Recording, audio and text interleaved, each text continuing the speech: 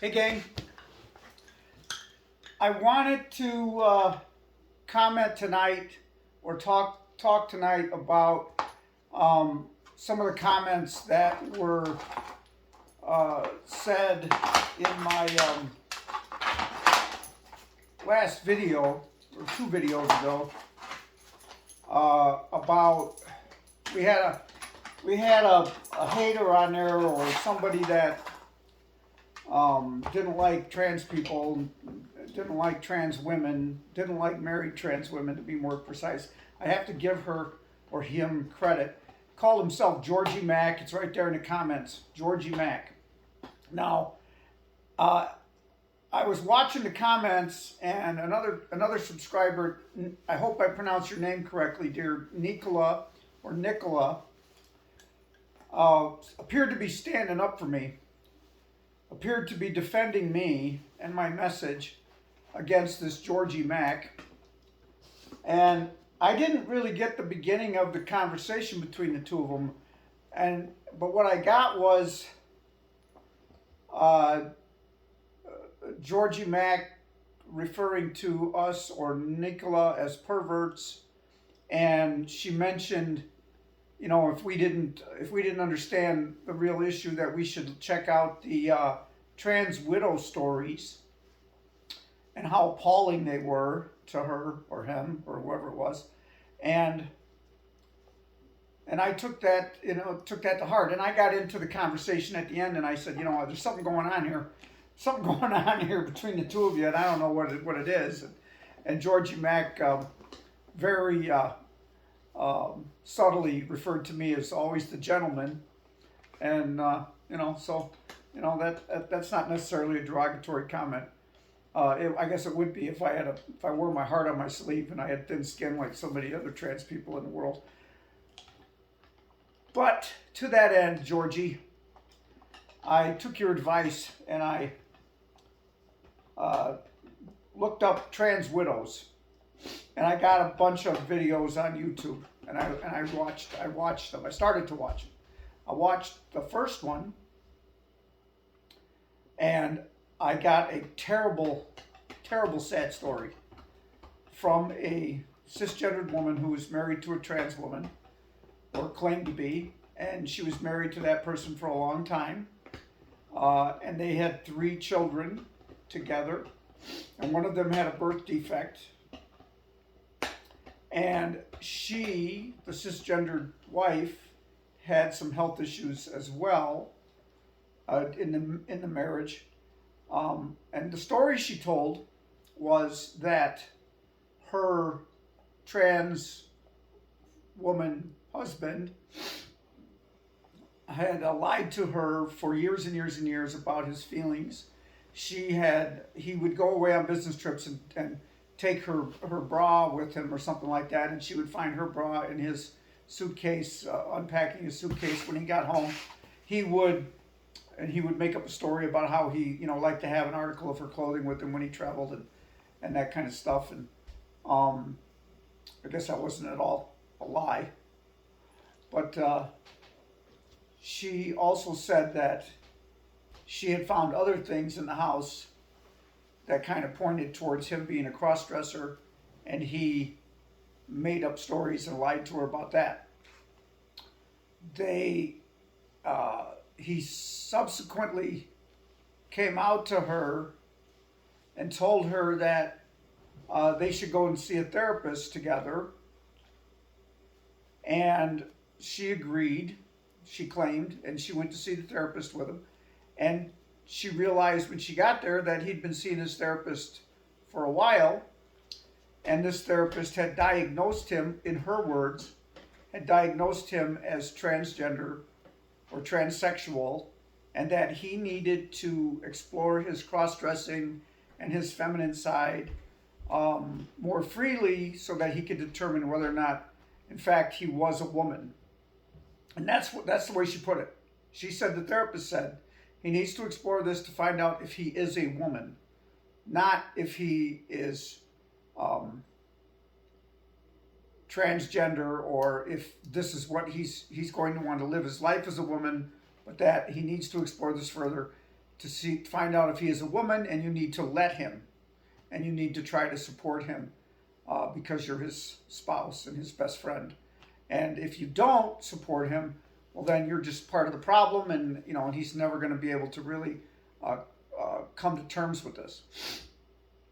Now, I'm just relating the story, and you guys can all look it up on YouTube under Trans Widows. Okay, and she also said that for 11 years of their marriage, her transgender spouse was taking female hormones or was on hormonal replacement therapy without telling her, and she believed that that was the reason that his hormonal replacement therapy sperm had caused a birth defect in her child and caused her to have problems as well. Now, I really think you need an endocrinologist to determine whether or not that's true. And I'm wondering what extent of hormonal replacement therapy this transgender person was on, if they still could ejaculate and have sperm. Okay, so there's some questions I had there, but overall, if her story is true, and I kind of believe it was, because I've seen it and I've heard about it in the community among trans people and their wives. She was married to a narcissistic sociopath. She was married to someone who also didn't have the self-esteem to be honest about their feelings at the start. She was also married to someone that had succumbed to the stigma that I'm guessing that his age, or that the transgender woman's age, was probably close to mine or around my age. That the stigma that we all grew up with, that would want us to hide things. My personal issue, because I can't speak, I'm only relating the story. I cannot say for certain if it's fact. I can only relate the story that I saw on YouTube, the trans widow story. And Georgie Mac, if you're a subscriber, if you watch my videos so that you can bash me some more, that's great. Watch them all, get my story, hear about how I came out to every one of my partners when I finally realized I had to come to terms with my feelings when I was in my early 20s, before I got engaged or married to anyone. Okay, read that stuff. Read about my honesty. Don't read, you're not going to find, I don't think you're going to find a lot of narcissism or sociopathy in my story.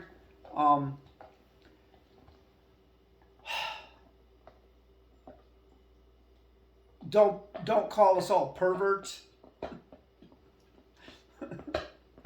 unless you in fact have unequivocal proof that we are. Don't stereotype trans people. That's the problem with marginalized communities, is they can be stereotyped so easily by the majority, right? So in all fairness, Georgie, I went to the next story. I commented on that story, and I said, what a sad story. This is awful. But all trans women aren't like this. Okay? So this video isn't really about trans women. This video is about a narcissistic sociopath that hurt their wife and destroyed their family, who happened to be trans. So I went on to the next video, and I started watching that. It was a few days later, and I started watching it, and I was in a different frame of mind, and I watched, and I thought, wow, this is the same story. It's the same story as the first video.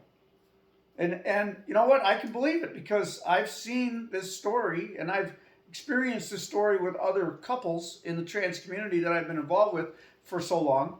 And wow, and then I realized it was the same story. It was the same woman.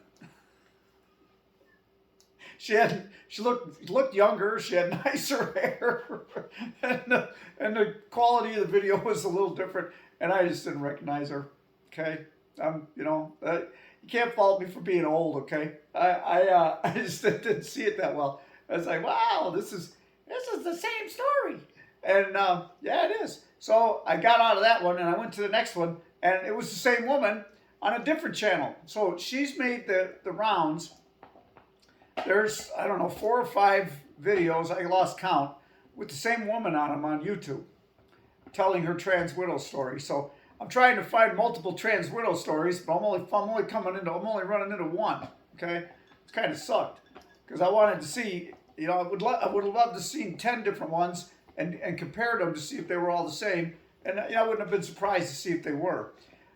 Anyway, I did find another trans widow who told a great story and said that she had come to terms with her partner being trans and that she helped her partner to learn how to do makeup and learn how to present themselves in a feminine manner. And the two of them, of course, lost interest sexually in one another, as can happen. And I'm sorry, my dog is licking the electrical cord that is lighting my spotlights. So we can't be doing that, okay? No biting.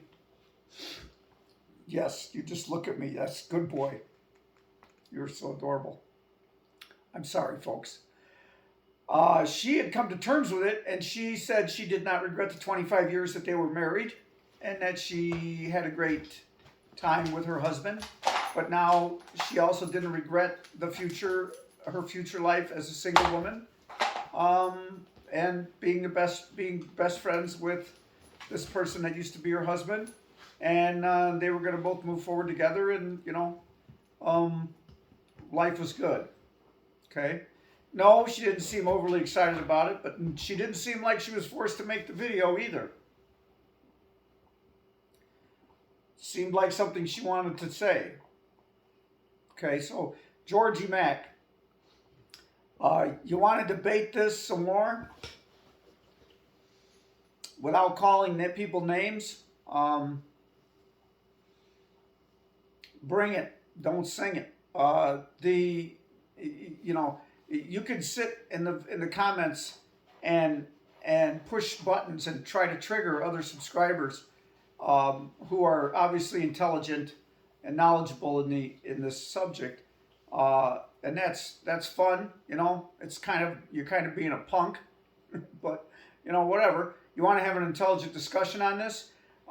There's this guy, I can't remember his name. He doesn't deserve that much of my interest, but he has a YouTube channel, and he puts a banner on a table, and it says things like, "There are only two genders. Prove me wrong," and I'm not an idiot. Prove me wrong, and stuff like that. So all transgender people are not bad people. Georgie, prove me wrong.